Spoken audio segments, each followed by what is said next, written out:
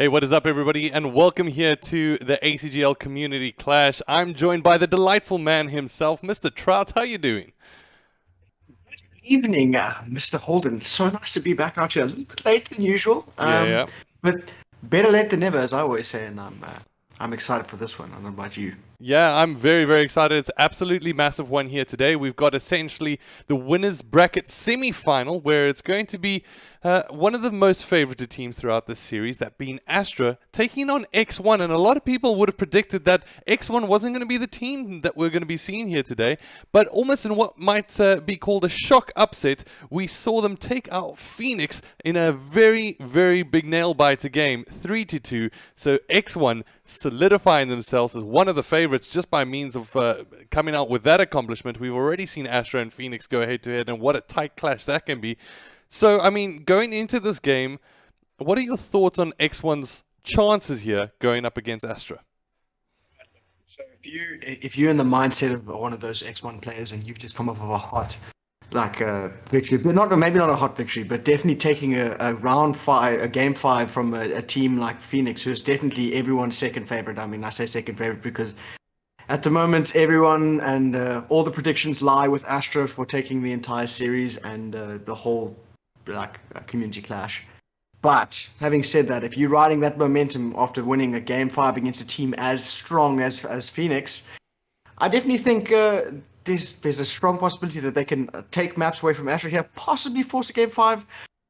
But that's what we love to see, and I definitely don't think it's out of the woods for Astra. They can't just go into this game as their usual. We're going to walk over the opponent at all, and I think we have a serious game in our hands here, Mr. Nick. Definitely. What are your thoughts? Well, I think we're going to have a serious game no matter what, and I can't wait to highlight these players. Of course, all these players know in the back of their mind after the recent announcement that I've been going crazy about, that 4v4 change, that they might have to say goodbye to one of their teammates after this tournament. So it's going to be very, very interesting. So for right now, it's not even just a time to prove your worth as a team. It's your time to prove your worth as a player, essentially, because this is your big advertisement to the rest of the community. Say, hey, if one of these guys are going to drop me from their squad, make sure you're picking me up, because essentially we've got some of the best teams here in the country, and I can't wait to see how this ends. It's going to be a nice cap off to the end of the season in terms of telling this narrative. Unfortunately, I said the only thing, and I've been having chats in terms of the Premier group with the guys there, and the one thing that could affect us in all of this was ESCOM. They've got us. They've got us this week. Oh man, that is just life in South Africa in a nutshell, isn't it? Especially now with the whole lockdown thing, with the extending, we've all been in the same boat, and then on top of that, everyone's like, "Yeah, we're going to level 2." I'm load shedding. It's just the usual, you know. It is what it is. So... But for right now, on the Call of Duty action, I believe I shared the maps with you a little bit earlier, and those maps being Azir Cave, Arklov Peak, Hackney Yard, Gunrunner, and Piccadilly, of course, for the respective game modes. And I'm going to just let the teams know that they're pretty much good to go. They can start things off from my side. I believe I'm ready as far as Codcast is going. Yeah, I've got them set up. So, ladies and gentlemen, I want to find out your thoughts in the chat. Who do you think is going to be able to top this one? Of course, we've got a very, very exciting night of fixtures. It is a bit late. This old man over here is getting a bit tired. But, hey, let's see if we can keep the energy positive. And it's going to be up to you guys in chat to be able to sustain that, rather. And Mr. Trout, the all-important prediction time for the series. Who's taking this? Are you going to go with the odds-on favorite Astra, or are you going with the underdog that is xOne? If I was a betting man, money's on Astra, 3-1. But I love a good story, and I do love an underdog. Doesn't everyone? So I'm going to go 3-2 to xOne. Round 11, 1 versus 1, because that's exactly what we want to see. Absolutely. So it does look like we're going to be able to springboard right into the action here today, and it's fantastic to be able to see. So let's have a look at that top view overview lineup and see what these players are going to be able to do from each side. Now, it does look like xOne are going to be able to start with the better spawns here. Now it's how are they going to be able to make use of it? Also, on a map as unforgiving as Azir Cave, and as how large this line of sight and everything like that, this map is actually unbelievable. you know, before most matches, before the nerfs and changes to the MP5, you'd still only see 1 or maybe 2 MP5s before the nerfs on this game, on this map specifically. And yeah, so the whole meta change to more M4s really helped out this map a lot, but it comes down to those rotations because it's such an unforgiving map due to its size, and having that slight advantage of, I don't know, spawning on the right side of the map and still seeming to catch the little bit of a lead here at the moment. It's oh, never mind, sorry, that's, I have my team back with the podcast. It's going to be Astra with a bit of a lead here, but then that being said, with favorable spawns going your way of xOne, they can certainly get themselves well and truly back into this game. Well, we did also chat a little bit earlier saying, what are your predictions? I see a couple of 3-0s going straight to Astra, and Astra's definitely solidifying in terms of their starting position here, but xOne really wanted to be able to retain the spawns, and now it's how can they maintain their lines. Number 6, that's Ritty, has a very precarious position to be able to manage here, as I'm not too sure. There is a player behind him. He has heard the footsteps now. He just needs to be able to secure the kill. We'll be able to take down Ollie. That call out towards mid-cave is going to be all important as he spots out 3. The trophy system laid down. Ritty comes up with a massive 3-piece. Absolutely going off on the main stage, holding that front line, keeping them in the hill for just that longer, as he's currently on a 5 speed, just killing people left, right, and center, still going.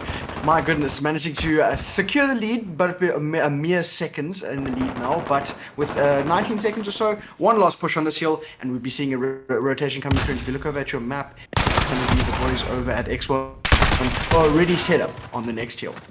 Alright, ladies and gentlemen, I do see that you guys are picking up a little bit of lag, so what I'm going to just do from my side, if you don't mind for a second, is just cut to the score screen while I can just alternate the viewing point, and that should be able to sort things out from our side. Well, hopefully that is, and we'll be able to jump on board, hopefully with a clean feed for all of you. So it does look like it is a little bit better on my side, so we can cross to the clean feed, and hopefully that's fixed up things a little bit on our end.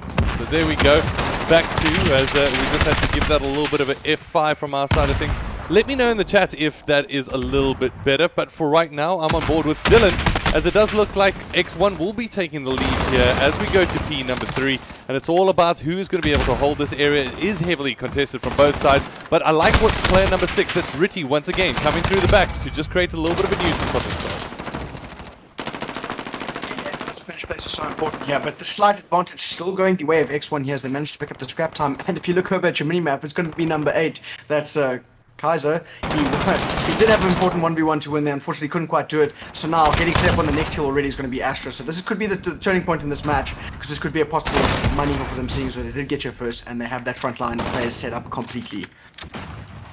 Alright, so at the moment it is going to be xOne once again trying to force their way in here. Early rotations going in favor of Astra. However, it's not looking too good for Astra, but Ritty, look at that, 20-5. The man's been an absolute beast. I have no idea what the man's injected himself with, but it seems like it's pure accuracy and adrenaline because the man is seemingly unstoppable. At the moment, from xOne side of things, they're trying to force himself in, but it's going to be a good hold here from Dylan and Rakiel.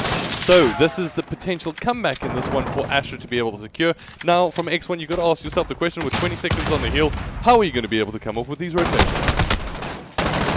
Seeing as so they will be picking up the scrap time here, Astra, that is, but xOne is going to be set up again, and I think that's where they've been winning a little bit better here. But with someone on your team like Ritty, who's currently 21-6, I bet you this man could tell you exactly what G Fuel smells like, because he's still going. He nearly gets a ludicrous 2-piece there, but set up on the next hill is going to be xOne.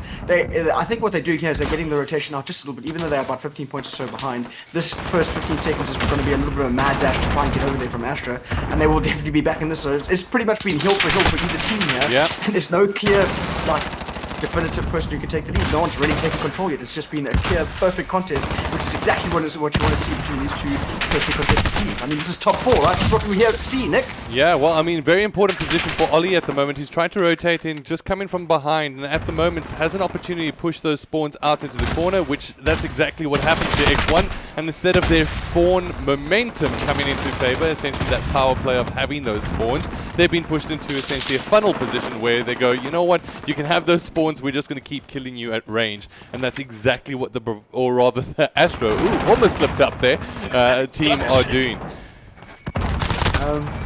Yeah, but we will be jumping into our second set of rotations right now with the slight advantage now going the way of Astra, as they have managed to develop a little bit of a lead here. Trying to get set up with Dylan and Rahil going back to back, just holding down that front line. Rahil with another, that's 2 in a row for him. Just killing people left, right and center. Cobbs with the ludicrous double in the middle there, getting secured in this top yellow position. Just now things are starting to slip a little bit away here from the xOne side, which is not exactly what you want to see if you are an xOne fan, as Cobbs finds a kill that he definitely shouldn't have. Anyways, still slowly building this lead. And this is almost the first 30 seconds, purely uncontested from the side of Astra. Well, it really came down to, I mean, Ritty popped off early on. It gave them so much freedom, but it's got to go up against the consistency rather from this Astra squad. And right now, they've got a decent hold in mid, does xOne, but they still have around about a 50-point difference. That means that an entire heal almost needs to be dedicated here to xOne's survival in this hardpoint series. Now, when it comes down to rotations, we saw this at the beginning of the stage. When it comes down to P2, it's all about how can you cut your way in. At the moment, xOne trying to find their way forward, and Ritty was the man that they were relying on. That's number 6, so it's going to be another regroup opportunity, and we have to keep an eye on that top side of the map. And it's player number 3, Seraph, that goes off just to be able to come up with a hold. How are xOne going to force themselves in? Because at the moment, it doesn't seem like they can find the angles. I think what's happening at the moment now is a little bit of panic is starting to set in, because Astra can easily sail easily over the 200-point mark here off of this hill. But as I'm saying that, it looks like Ritty is going to go straight through the front line, possibly find another one after that, however, gets traded. And Astra back in the hill, only 20 seconds away from 200 points.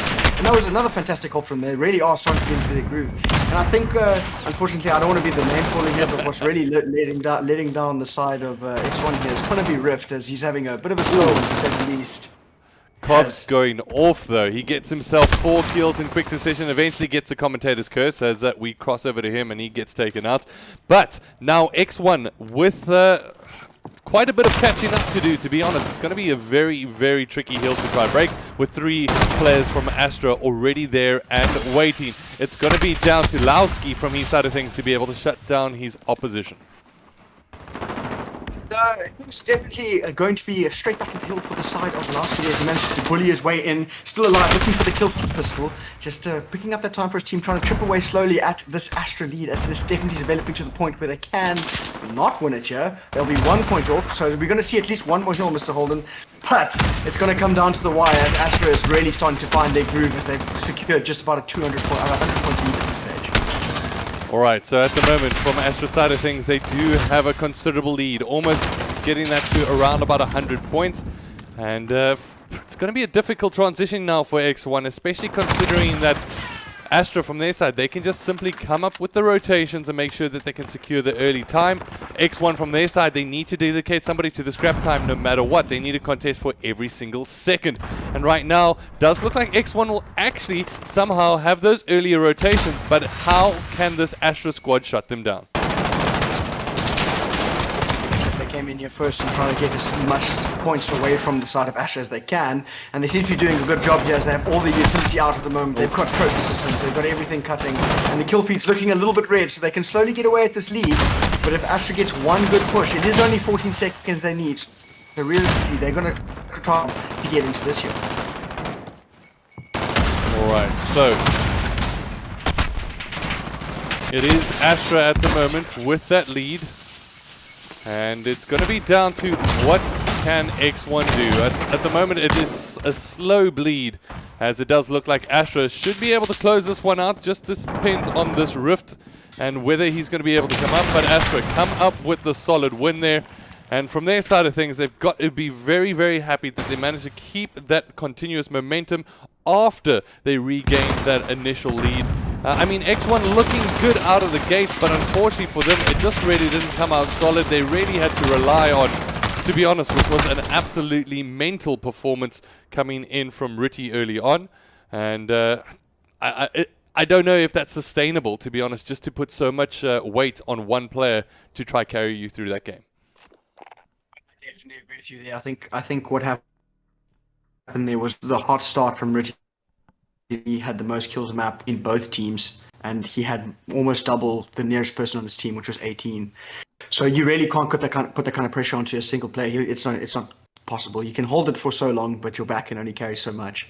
And I think that's exactly what happened. Is as soon as he started to falter a little bit, they really started to capitalize on that being Astra at least, and they got their rotations through. And then even if xOne had managed to get those first rotations, Astra just bullied their way in and then slowly built a lead like that, and then they could take their time. I mean, at a stage they only needed 14 seconds where the side of xOne needed 100, and that's all that kind of building a lead there. That means you start to play a little bit more openly and you get those kills when you need to, not so rushed. But on the other side, xOne, you start feeling panicked for time and you start throwing everything, and then those simple errors, that being pushing one at a time and just not getting any support, not getting the trades get through, and eventually Astra closes out 252, 163. It was close at the beginning, but then Astra looking dominant as always. Yeah, well, I mean, I really saw a little bit of a resurgence coming in from Cobbs in that mid-game, stepping it up. I mean, he whipped out that AR, and essentially the xOne players were left ducking at a certain point. All 4 players in quick succession, he managed to get them taken out, I believe, on, what was that, P2.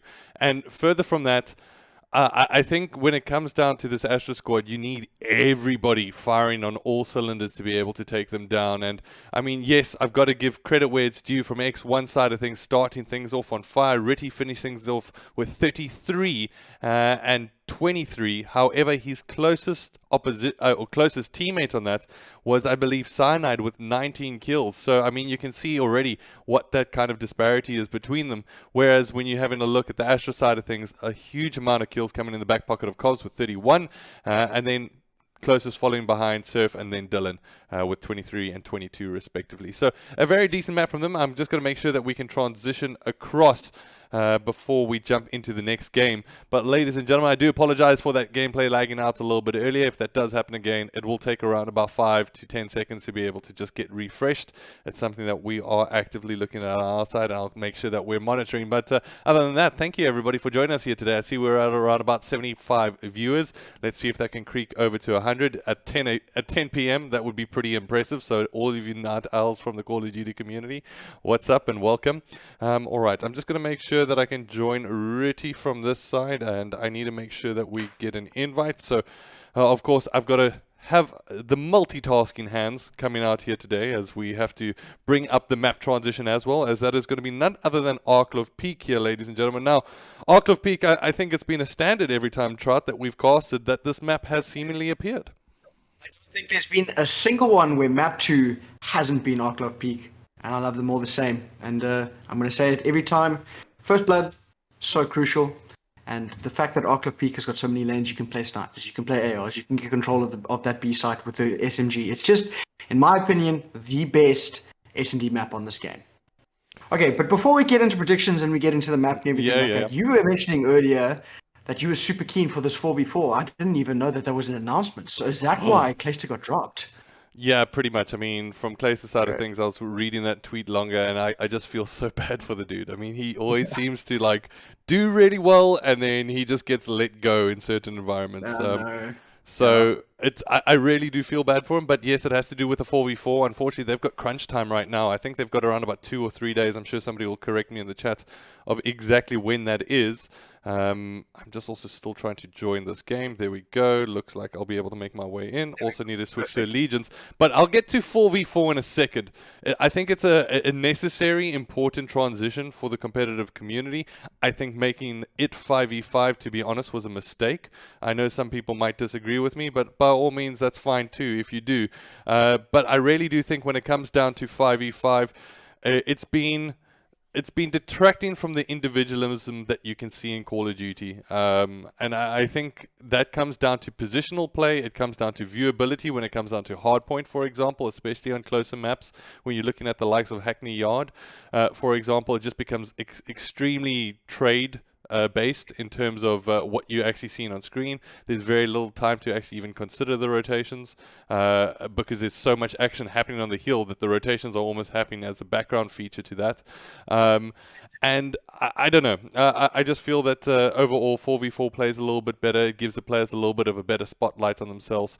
And to be honest, when it comes down to most FPS titles, I do understand that, yes, it is 5v5, but those are always usually the slower game modes from that side of things. So it's much more search and destroy orientated. Even in Overwatch, you've seen these teams build up throughout time and then collapse on a goal or an objective. Whereas in Call of Duty, you've got one of the smallest lifespans. and you've got one of the quickest respawn times as far as the game goes. So it's just action the entire time. Whereas when you slow that down towards a little bit of a 4v4 play, is that you start to see those individual roles a little bit more. You see those anchor positions rotating, and how it almost becomes 10 times more important to break the anchor at that point. So I'm excited, man. I'm really, really excited. I think it's long overdue for the Call of Duty series, but also everybody in the chat. I want to find out from you guys. What are your thoughts? I mean, Trout, from your side, I'm not too sure how much 4v4 competitive action you've seen in the past, but maybe your thoughts. I know you've mostly seen 5v5 action, yeah?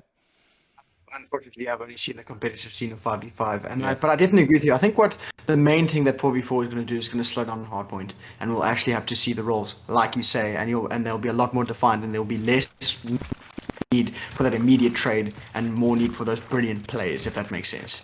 Absolutely, it does make sense. As does look like once again we're going to start with potentially a little bit of a laggy connection here, so I'll make sure that gets refreshed and double checked. So apologize for the break in screen just for a second, but that should be a bit better as we go live. So I'll make sure that we can keep an eye on that, ladies and gentlemen.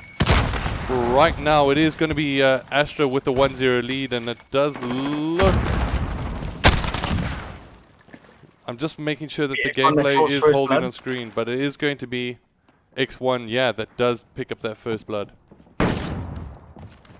As it's going to be a strong B push up for them now. They're trying to get set up here as Lowski finds 2 in the round, managing to find Cobbs as well. 5v3, and Ritty finds another, so it's going to be a 2v5 situation. Bomb going down. Let's see if Dylan and Ollie can do the retake. Dylan does have a sniper in hand, not exactly what you want to be seeing here. Has the deagle, tries to bait up the door. This is one player. And I do see, ladies and gentlemen, just by the way, it is currently lagging. Our voices will be able to guide you through the rest of this. 25 seconds, xOne 5v1 situation. As we're going to cross quickly just to the match score, just so I can bump up that screen and make sure that it is taken care of. So I do apologize for that, ladies and gentlemen, but we'll make sure that you've got all the action from round number 2 from the Search and Destroy.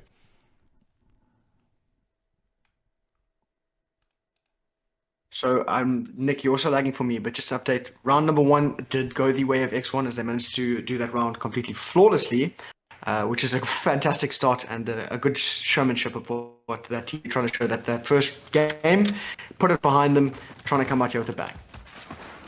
Alright, so there we go. It should be a little bit better now, ladies and gentlemen, as we cross down to round number 2 of this Search and Destroy, as we can jump on board with the attacking team, and I'd like to see what Ollie is going to be able to do from his side. He's currently got that MP5 in hand. It does look like they've got a B push in, actually no, an A push in store, as Kovs is going to get relatively aggressive and potentially look for some trades down this left-hand side. I like this aggressiveness from the side of Astra. As you can see here, they only have 2 players pushed up, and xOne has 4. So they've definitely made the read here in terms of countering this play. And all it comes down to now is going to be the trades. I mean, we have under a minute to work with now. And ever since that change where they changed from 2 minutes to a minute and a half, it's definitely it's made a serious difference. As the first setup to come through, 4v4, Ollie somehow manages to get away with his life. Trades is just going backwards and forwards, and we're on a 3v3 all of a sudden. Alright, so 3v3 it is, as right now xOne with that Search and Destroy advantage. It does look like a player from Astra has dropped out here, and Ollie's going to be able to follow up with his kills, so they can play this round out at the moment. It'll be a 2v2 situation. Bomb is yet to go down 18 seconds. Some covering smoke, to say the least. Opts to not go for the plant, as Ritty finds himself all of a sudden in a 1v2 situation, sniper in hand. He knows where at least one player is, and Dylan gets the hit marker but not the kill, but follows it up, and that's going to be round number 2 going the way of Astra. All tied up.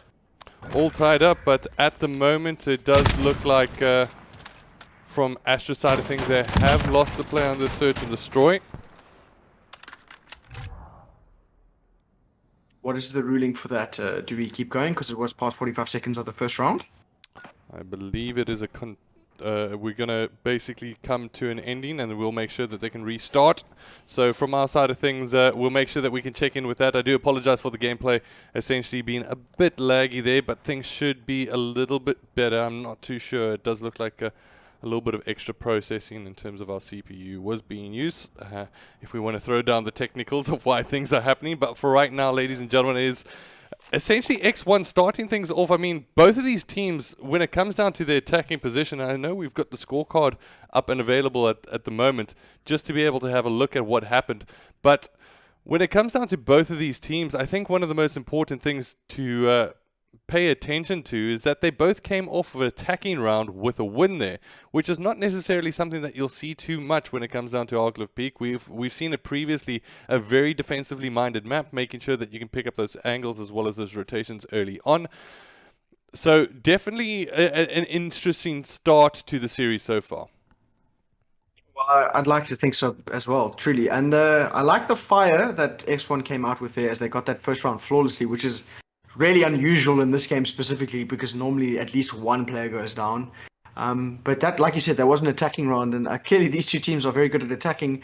But what I don't like to see from the side of xOne there is they made the correct read, they read Astra on that A attack, but still managed to lose that round, and Astra was a player down. So that was a bit of a shaky one for me as they couldn't quite find the kills when they need to. Or maybe it's just the X factor that Astra has, I'm not exactly sure. But I do believe, I think as the rulings go, we will be going into the map again, but it will still be first to 5, correct? It's basically going to be a first to 5, and some of you that remember the old school card, I think it was first to 5 for Search and Destroy. Or was it first to 4? I think it could have even been first to 4. This is now really checking my RAM in the memory bank to see if there's a refresh on that one. Yeah, 100%. But yeah, from this side of things, I think, to be honest, when it comes down to the Search and Destroy, it is a must-win for xOne here. They found themselves in a position in that hard point where there was a lot of momentum, and to be honest, I think that momentum could have triggered so much in their squad to go, let's keep it going, let's make sure that we can keep this lead up against one of, if not the best team in the country, and try use that going forward. But unfortunately, that's where your structure as a unit really steps in, and Astra just have the best structure so far from what we've seen from a hardpoint perspective, and that was so difficult for xOne to get past. But when it comes down to Search and Destroy, there's a little bit more mental games, I think, that you can start to play here and start to leverage off of those set positions that you might know from your opposition just to play with. So I think this is their opportunity to actually pull back a map, and they, to be honest, really need to, because domination, we all know, Astra is still one of the best teams when it comes down to Dom. Well, spawn in general, right? And I think that's what I really like about this whole, it looks like we're going into it. Rahil is back, but just to touch on that there a little bit, I think the fact that we're now in the top 8 teams in the country, this is where your team structure, your rotations, the way your strats, everything like that definitely comes down, and that's what's going to win you the games. Because at this stage, you guys all shoot straight, right? So that's the difference isn't the fact of which team could unfortunately challenges is made up of, and the team that can get the most kills and the players do the most players tend to win. But here at this top tier level, it really does come down to your strategies, your rotations, and who plays better on the day. And Astra is just so consistent in playing better on the day, if that makes sense. They are crazy, and things like doing 3 pieces or 4 pieces are so much more important in like a S&D setting, as opposed to if someone gets a triple in hardpoint, cool, those 3 players respawn. But if you get a triple in S&D, that's 3 players that don't come back until next round, and that's like an insanely good advantage. Anyways, jumping into round number 3. Yeah, round number 3. It is indeed tied up at 1 apiece here, and it does look like xOne are going to try change things up a little bit here on the attack as they try to make a B push, and believe from Astra's side of things, coming up with a solid defense as Dylan picks up that first blood. Right now, this is the precarious position that I find a lot of teams getting in. As soon as they rotate to this B, they're not too sure exactly when they can start making the push in towards the bomb site. And how they're going to rotate out of here is going to be so key in terms of how they transition. Can they still come out with this? But it does look like Astra have this one pretty well locked down. That's the catch-22 that you run when you go for a B take here. You either get it really quickly or you get caught in limbo, which is exactly what's happened here. And now they're playing the clock and the players, two players down as Kaiser tries to get a little bit fancy there, but Surf reads it straight away. 2v5, make it a 1v5 already. The Madman, who went crazy last map, has 15 seconds, will meet nothing but a snipe as we go 2-1 up towards Astra. That is 2-1 up indeed. So Astra coming up with a solid defense there. They essentially picked up most of the rotations, and they didn't really need to commit anybody over to the opposite bomb site, and for right now that means that xOnes are going to have a difficult task set aside for them to try defend against this Astra squad that we all know has been absolutely prolific in their search and destroy. And right now, is there anyone that you want to jump on board with in particular for Astra? Snipers, of course, so jump on board Dylan. Let's see if he can't find that first pick, that ever so crucial first pick, if you might call it that, on this attacking round, where it's going to be a hard A commit from the side of Astra.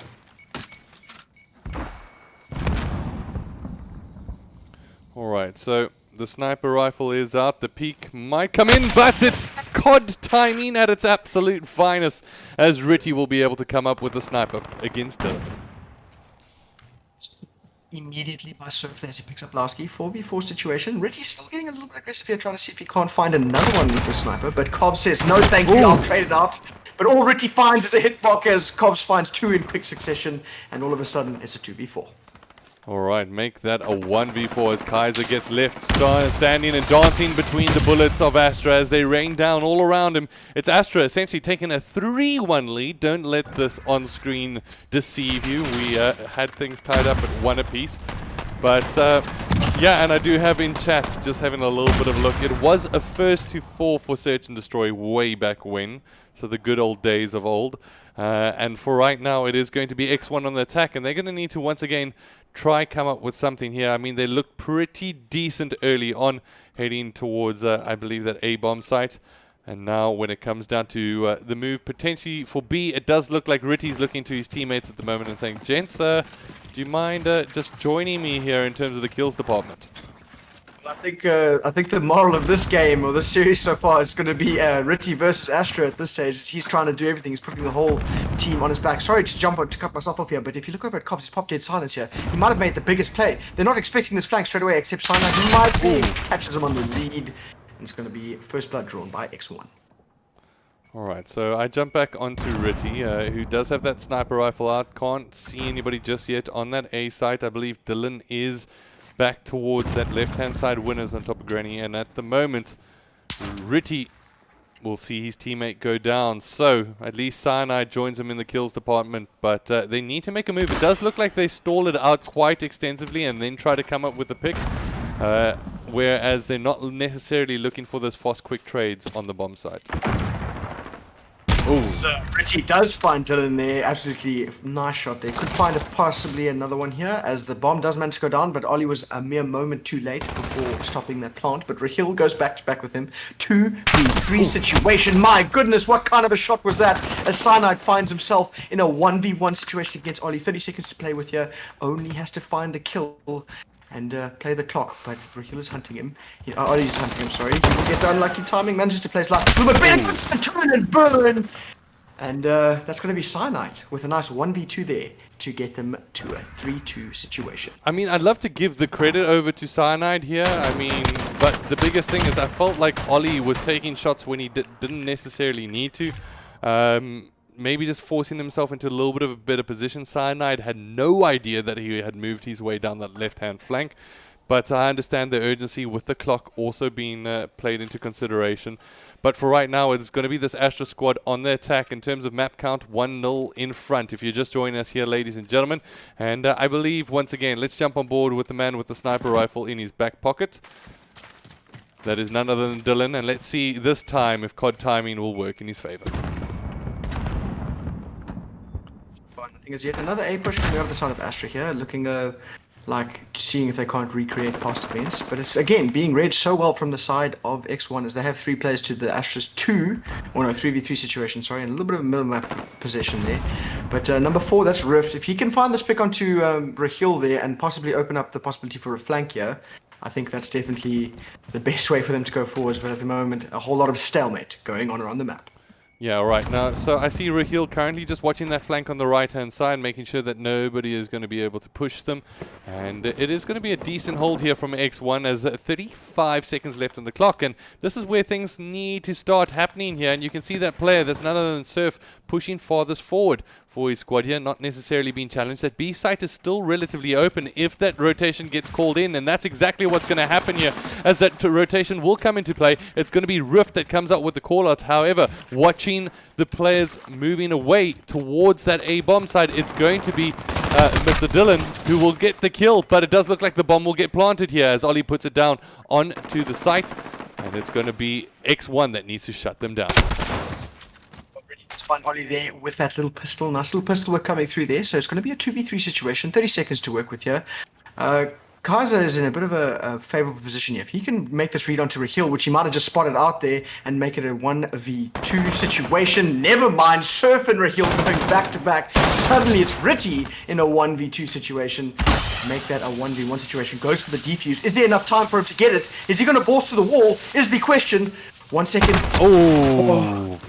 He knew exactly where that bomb was, and didn't matter if there was smoke in between. Raheel comes up with the clutch play when he needs to.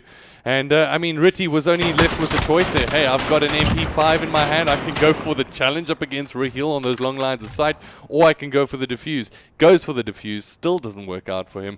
Unlucky there to xOne. You got to feel that that one was playing into their favor, as they had the numerical advantage, but just couldn't make the most of it, as it's once again going to be xOne on the attacking side. And they're going to need to try change this up. They desperately need a round here to get back into this one. I think this is, if not the most important round in the game, because if Astra takes this round, that will be putting them onto a match point for this map, and then possibly forcing it all the way to series point as well. As Cobbs flies through the mid map and finds first blood onto an unsuspecting Nowski, and all of a sudden, slight advantage going your way of Astra. Yeah, shame at the moment. Kaiser sitting 0-4, 5. I'm sorry, Kaiser. And that is bomb down. That is absolutely such a huge advantage there, as it's now going to be a 3v5 situation with bomb pushed up so far. I'm not exactly sure if I agree with that play that Kaiser made there, pushing all the way up, trying to see if he can't get that pick immediately. But I don't know. If you challenge Cobbs like that, you often come out second best. Mate, oh my goodness, Cobbs. 1v5 for Cyanide to clutch up here. You know what? Cyanide might be an apt user name right now, because if he had a pull, he'd probably take one in this situation, because at the moment he finds himself going down, and Astra now 1 round away from clinching this map number 2. Absolutely phenomenal performance from them so far. From the search and destroy, I mean, yes, it got off to a rocky start, but from then it's been nothing about a stable pathway, or paveway rather, for them, as they move into the attacking side. And let's see if they're going to be able to give us a masterclass yet again. xOne from their side of things, oh, it's going to be a tough uphill struggle, as they're going to need essentially 4 rounds in a row to come out on top. I think this is purely Astra on cruise control at the moment, as they won those 2 rounds back to back pretty much effortlessly, and seeing as though it was a 2v3 situation, make that a 1v2 situation, as Cobbs and Surf go back to back, really showing through that they are here to win. And it's going to be a 3v5 as Surf nearly finds another one, but Kaza finally finds a kill in the game. And sometimes I wonder if Cobbs just has basically the vision that we as podcasters do, because at the moment he snaps on everybody, he gets the eliminations, he jumps over walls, he throws some ticks pre-minded into areas where he thinks the players are going to run into. Absolutely vintage performance here from Cobbs today in this search and destroy, and even on terms of the hardpoint, definitely so far for the series has been a standout from the Astra squad. And I mean, there we go, it's already going to be Astra picking up essentially that win. The rest is just a formality if they even go into another round, which they don't even need to, because we can just end that off. But we're going to be heading across to domination now. And I mean, before we do, any thoughts in terms of that result there from Astra? I think they played on autopilot. They're showing you exactly what you have to do as a strong S&D side. They got those first bloods. I think what Astra does, they are master at pacing the game to the way they want, if that makes sense. They control the flow of the map completely. They rush hard, exactly like Cobbs does. As he ends on 11 kills, the man is definitely not human, as he manages to get through there, and which is crazy to me. And they get those kills as fast as possible, and then on top of that, they also managed to make those amazing in-game decisions, like that round number, I think it was round number 5 or 6, where there was like 20 seconds left on the clock, and they had almost looked like it was going to be a full A commit, and then all of a sudden they decided, no ways, let's just quickly change things up and then win the round of changing with 10 seconds left on the clock and getting the bomb down. Those in-game decisions and that like extra little bit of a clutch factor that comes through there from this Astra side is just exactly what's giving them the edge at the moment, as they are sitting at series point, looking to close this off in a hot 3-0. Yeah, I know we started late, but they definitely want to finish this one early. I mean, who knows? Absolutely. At the moment, from Astra's side, looking absolutely phenomenal as a team. And ladies and gentlemen, if you're just joining us here today, thank you for joining us at this very, very late hour. Gamers never sleep, seemingly. I know the good old tagline is gamers never die, we only respawn. But tonight, we don't sleep. This is what we do. Apparently. And we regret it tomorrow. And we all wake up with bags under our eyes and we rinse and repeat. It's pretty much what we do.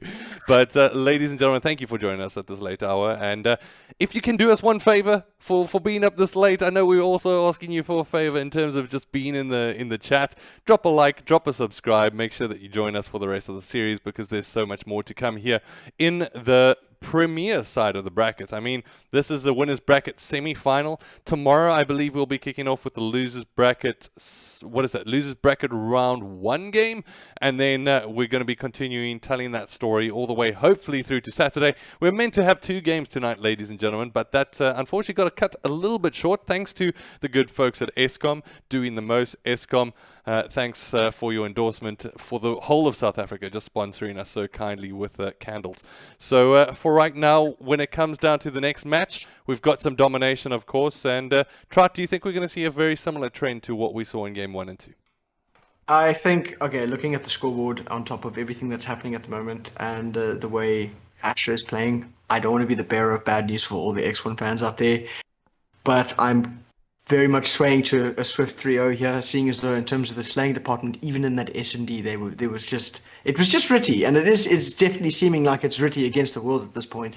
And his team really needs to pick up a little bit in that sense, and if they manage to do that, I think we can definitely force a reverse sweep here. But I always say this in every domination that I cast with you, Mr. Holden. If a reverse starts sweeps, what? No, if a reverse sweep, yeah, it is late. If a reverse sweep starts, it starts over here. Map number 3, domination. Well, fair enough. Domination is going to be the place, or the playground rather, where we go to see if this is going to be a potential happening for this game. I do need to make sure it does look like we don't need to swap sides in terms of the commentary booth. So just a shout out there to you, Trot, as well, if you want to make sure your names are 100%. At the moment, I'm not in the game yet, so I will wait for the players to send through that invite. But if you're wondering, scratching your heads as much as the next person, it does look like we're going to the yard, ladies and gentlemen, for map number 3, which is going to be domination. The Hackney Yard, as we all know and love, and definitely a map that is going to be very, very interesting for us to follow through on, because for me, it really comes down to top L control. It's one of the biggest things in this game, and then also making sure that you've got that mid-map, basically line of sight all the way to forklift. And if there's been a team that I've said time and time again, as far as a masterclass goes, when it comes down to playing this map, I've seen Astra. I don't even necessarily think it was a community clash, is that we highlighted just having a look at that line of sight across the map in terms of a screenshot, how they actually get themselves set up. And there are ways to break that, but it relies on your structure and the amount of homework you've done. And now the question does arise, that question mark does pop up. How much homework has the XOne team done here? And do they have what it takes to be able to stand toe-to-toe against this massive giant that is this Astra Infinite squad? Well, I'll tell you, this first little bit of advantage that they're going to have here is they're going to be on the favorable side of the spawns for this map. And as you know, when it comes to spawning on this beautiful game that we call Modern Warfare, they will be a little bit closer to that AB setup as opposed to the CB setup for Astra.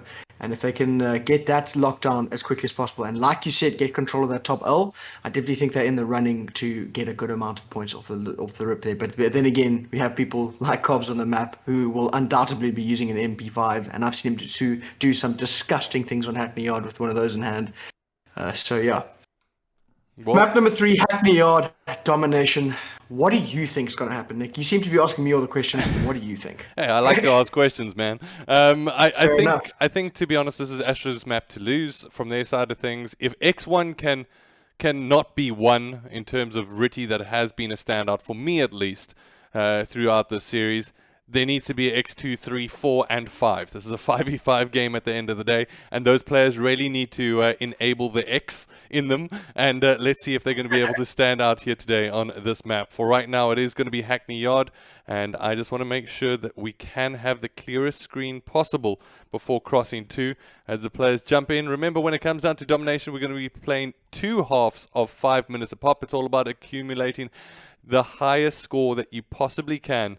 And it does look like we are pretty much good to go, good to jump in, as the players are indeed on the yard that is Hackney.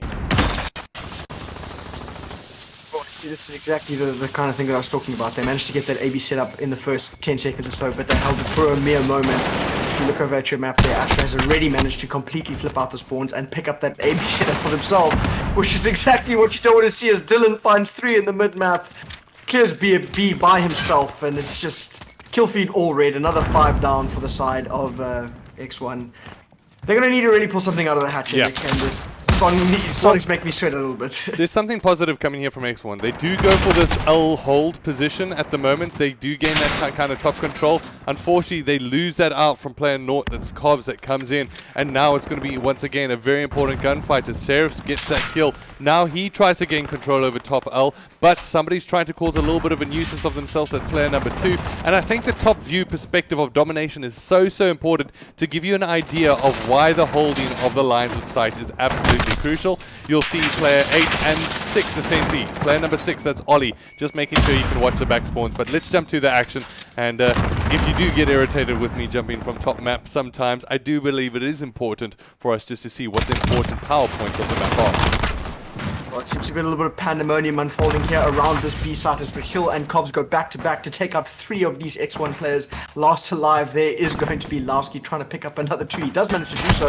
He has to stay alive for a little bit longer, unable to do that, but his backup has arrived to see if they can't give him a little bit of assistance here, as Kaza is definitely having a much better performance as opposed to his previous games, as he's already found 4 in this early start to this map. Alright, so now this is the really important thing for xOne. They need to be able to regain some kind of control. So there's a couple of ways that they can do that. They can go through the overextend through green and try go towards the A site just to create a little bit of confusion. They can completely try go for a push towards B, which it does look like is the case at the moment, that they've tried again. However, they've knocked on that door seemingly too many times, as right now Kov sees the entire team getting cleared out and says, you know what, I'll neutralize C while I'm at it.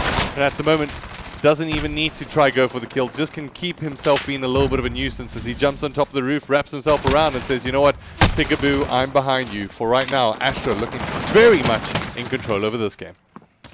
In control is an understatement at this point. They're dictating the map at this point.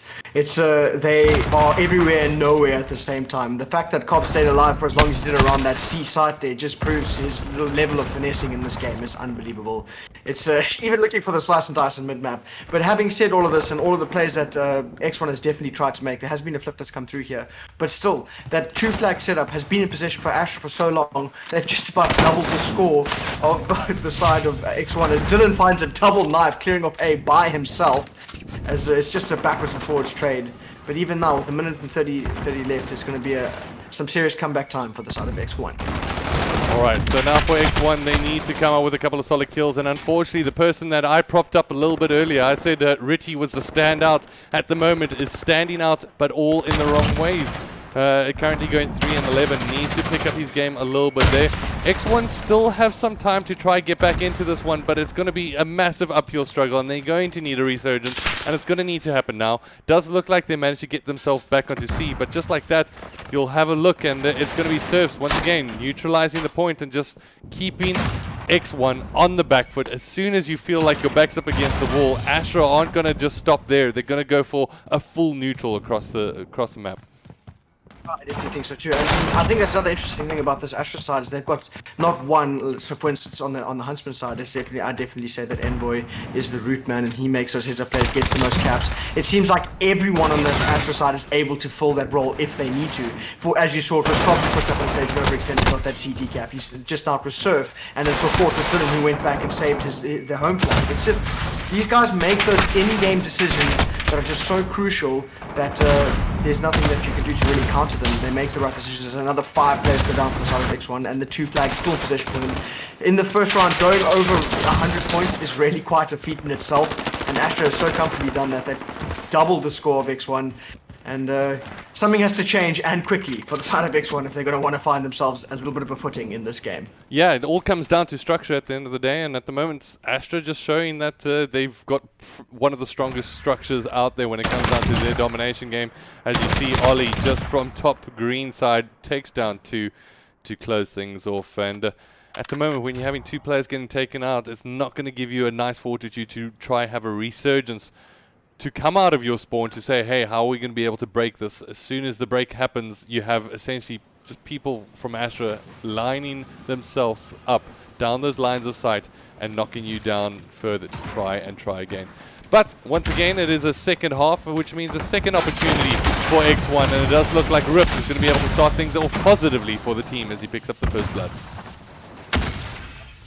Possibly the B site will be still going the way of Astra as they managed to pick up that AB setup again so nice and early in this game. The only turnaround from the previous round is the fact that they have the good spawns, which means they got that flag set up even quicker, as a full 5 go down for xOne immediately. Alright, so Raheel going to be sitting on top of event, and at the moment it doesn't look like anybody's going to really be able to contest, but it does change a little bit here as Rift dives in, but it's going to be Surfs with the trade. Does look like rather the B site at the moment is being held by this xOne team, and well, they might have an opportunity to try regain it right now as they do get a little bit of a clearance, and that's Kaiser unfortunately that gets traded out. Well, I think they amongst the pandemonium of fighting for that B site, there was enough chaos for the side of Astra to sneak through and get a triple cap there for a couple of seconds. And for anyone in the chat who doesn't know, I'm pretty sure you guys all know the way the scoring system works in domination is per flag held you get 12 points per minute. So it's 1 point every 5 seconds, and that's for a triple cap, that's 36 points a minute, double cap 24, and a single cap 12. And with the current A-B setup that Astra has in hand, that's an easy 12 points they're getting extra over the side of xOne every minute, and that lead is just slowly extending as they are just really putting their foot down, as Carbs is still frying ever so effortlessly in the mid-map, and really rubbing some salt in the wound of xOne. Yeah, I mean, this is going to be an interesting discussion going forward, even into what we'll see as domination essentially getting itself reintroduced into the competitive scene. And as you went through the math there, it's very important to make sure that you're following your kill count in domination. And as soon as there's 3 players down, 4 players down, to make sure that you're watching those lines of sight, constantly resetting. And that's what you'll see from this Astra squad, is that they're constantly resetting, making sure that they're rotating towards the positions that they have lost either 1 or 2 members at. But it's all coming out on top for Kovs at the moment as he picks himself up too. And I just want to jump on board with Kovs, who's currently leading from the front, 25 and 14. You mentioned this man's MP5 a little bit early on, and it does seem slightly unstoppable. And this is exactly where I've seen him finesse before, as he just sits around this top L and bottom L area and he just fries, man. There's nothing else you can do in this situation. If Cobbs is up here and he's on fire, you're not getting anywhere close to that B flag, and that's exactly what's happened. I mean, they've got 100 points more. Unfortunately, if you do the quick maths, it is now mathematically completely impossible for the side of xOne to win this, and that's we talk about this every time we cast either Astra or any top tier team when they play domination. I don't know, I think if you get a one-sided split, there is really no like room for flair, like a serious comeback in hardcore series when the time doesn't go down. In this game mode, as now as it's already won by Astra, and there is no potential for a serious comeback because after a certain point it's mathematically impossible. And I'm not a big fan of that. I don't know about you. Well, I mean, it's gonna happen to a certain extent with certain game modes. I mean, when you're on 240 points to somebody that's on 80 points, it's almost mathematically certain that you got, even on hard point, that happens to a certain extent. But when it comes down to game modes, I think the argument over what that third game mode should be has come into discussion a lot of times. I think when it comes down to the most positive one that I've loved watching has been Uplink. However, I don't think it works from a boots on the ground perspective. I think that third game mode that needs to be considered, to be honest, the easiest one to be able to view as a spectator that might not necessarily come in understanding the nuances of control. I'd go personally for something like a CTF.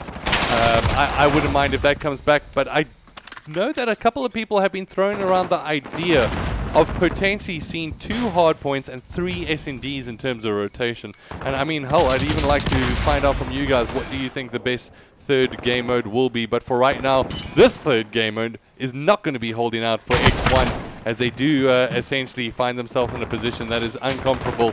So it is going to be essentially Astra Infinite that come up with a 3-0 win. But maybe just to take a step back, from your side, Trout, what do you think you would like to see as a third game mode, should there be a change-up? Look, I say this every time as well. I feel like we have this conversation every time we cross together, Nick.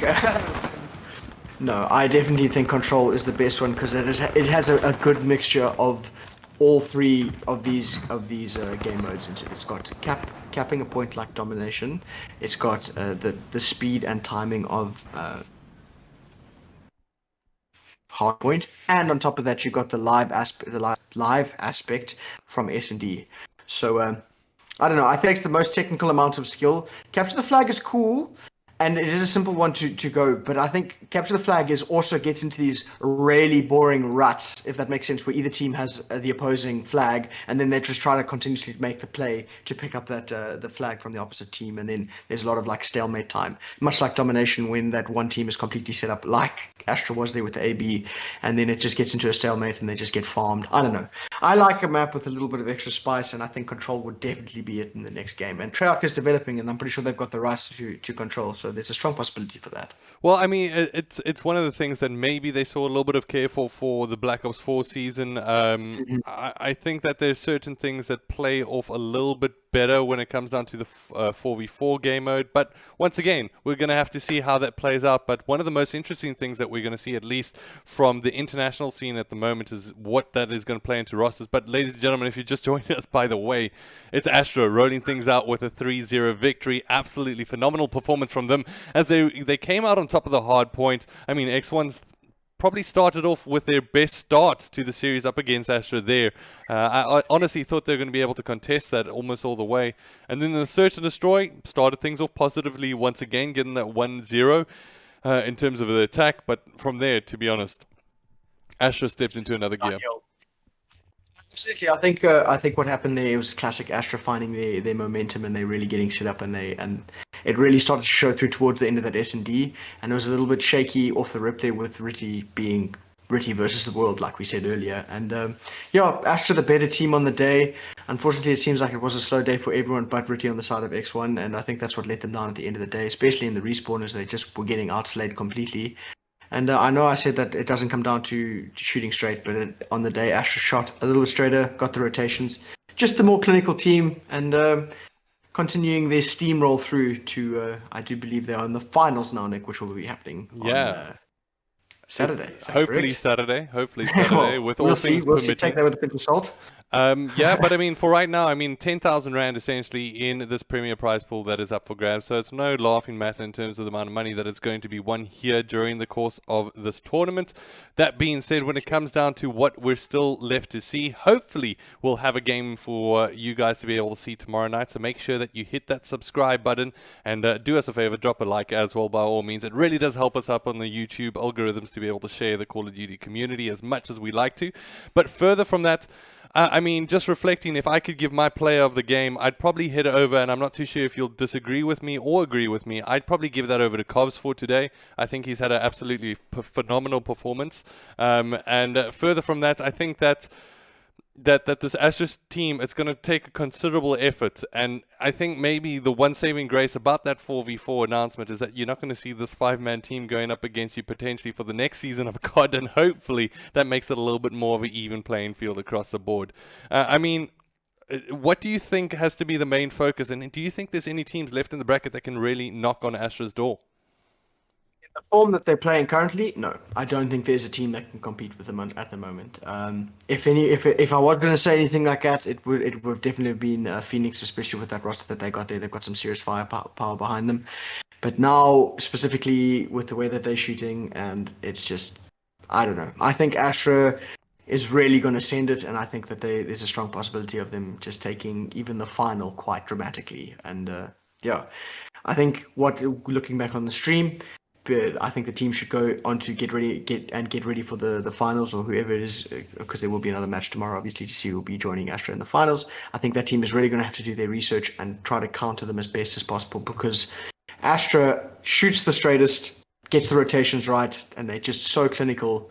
And but to touch back onto the 4v4 thing that you're talking about, I think in terms of rosters, it's just going to put more teams into the league, if you think about it. Absolutely, because all of those number 5 players that everyone's not so sure about, they could be star players or not, who get cut off. They can just get together with all the other or not players and then make another phenomenal roster, you know what I mean? Well, I think it's definitely going to add some more squads to it. We'll have to see what the competitive level either gets raised to. But one of the things that I'm happiest about is that cross-platform play is going to be real. So whether you're playing on essentially an Xbox One, a PlayStation 4, PlayStation 5, Xbox One X, whatever it might be, you're going to be able to play, I believe, against one another. So that's quite a positive. It makes sure that from a community standpoint that we're not necessarily sitting in a position where we're immediately cutting down the community. However, it might mean that from an organizational, at least from an operational standpoint, that's where we really start questioning it, is that will LAN play be available on the latest console, and will that then become the standard? It does put a lot of weight in the shoulders, rather, of the tournament operators at that point. But if it's something where you can connect to somebody that's sitting next to you, PlayStation's the main console. When it comes down to LAN environment, that's what we use. That's what you kind of have to use. So when it comes down to that environment, are you sitting in a situation where PlayStation 4 can connect to a PlayStation 5 and still be utilized on a LAN level? Hopefully, that's the ideal solve. That's the things that I'm thinking about at the moment, because I think all of us, we're locked up in COVID at the moment. We can't wait to get out, and definitely from our side of things, we want to make sure that we can get some operational LANs up and running for next year.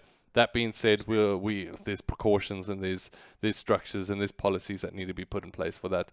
But it's definitely something that we want to focus on. But for right now, we'll definitely bring all the fire in terms of the league and also in terms of tournaments for all of you at home. But I think on that note, before we touch off and close things off, Trout, is there anything that you maybe want to jump into from your side?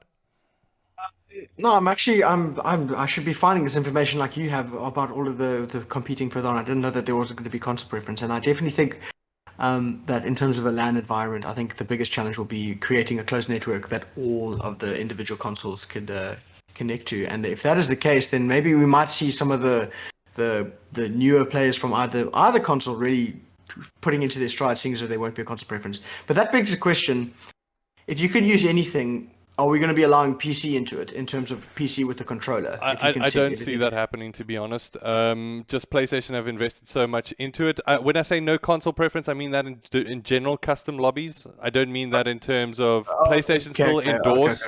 I see. But when it comes down to competitive, the preference platform will be PlayStation. I assume.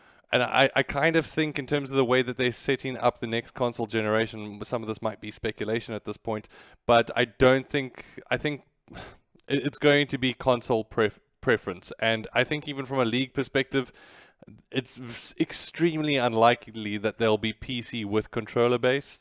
I don't see that happening just because, one, PCs for those tournament operators to a certain extent have a degree of manipulation that consoles just simply don't. Everybody's locked into the same hardware. You don't necessarily have to worry about it. And that's been one of the cool things about when you pitch up to, let's call it a PlayStation 4 LAN of old, is that there weren't necessarily big differences. We all played in the same POV. We played on the same frames.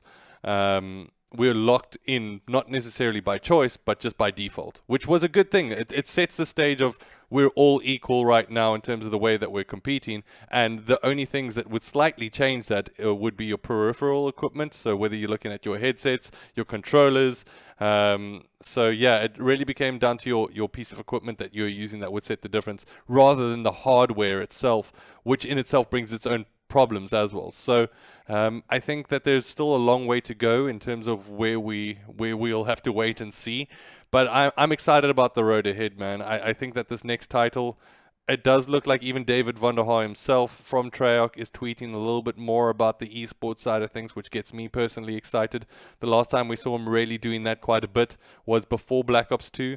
So I'd like to see a little bit more of that. I think that's like a benchmark title. And as far as my understanding, the only reason why we're going to 4v4 is because the players, as well as the team owners, went into these chats and actually had conversations back and forth about saying, where do we want to take this development? And thank goodness for that, because it's so overdue in terms of us having that. However, it really relies on the developers to come to the fore and actually cater to the title, because I think that's where a little bit of the mark has been left off with Infinity Warfare, or Infinity Ward rather, for Modern Warfare. Because let's be honest, they had a lot on their plate this year. I agree, and obviously with the release of cross-platform and the Warzone, but it's still, in all honesty, it felt like the comm scene this year did get a serious amount of neglect. Not even like just they put it on the back burner, to say the least, and it showed through. And it's a bit of a shame, seeing as though there was a whole new, in terms of the actual Call of Duty League, the new franchise that's been launched and everything like that, and it's their inaugural year and everything like that, and it could have gone a bit better. Obviously, COVID struck, and then the whole online thing, and everyone complains about how, of course, Dallas has the best internet in the world. That's all I'm saying. And yeah, so obviously there's a little bit of salt flying around as to how Dallas won. But anyways, that is a discussion for another time. Yeah, so I think I've said everything I want to say. Cool. But before that, thank you very much, Mr. Nick Holden, for having me on board, and of course everything you do for the community. And yeah, and the team at ACGL, thank you guys so much for throwing this all together. You guys are really putting us in the right direction wholeheartedly. Well, thank you so much, Trot. Really do appreciate it. Thanks for joining us here today, and I'm sure we'll be seeing more of you in the rest of the Premier side of life.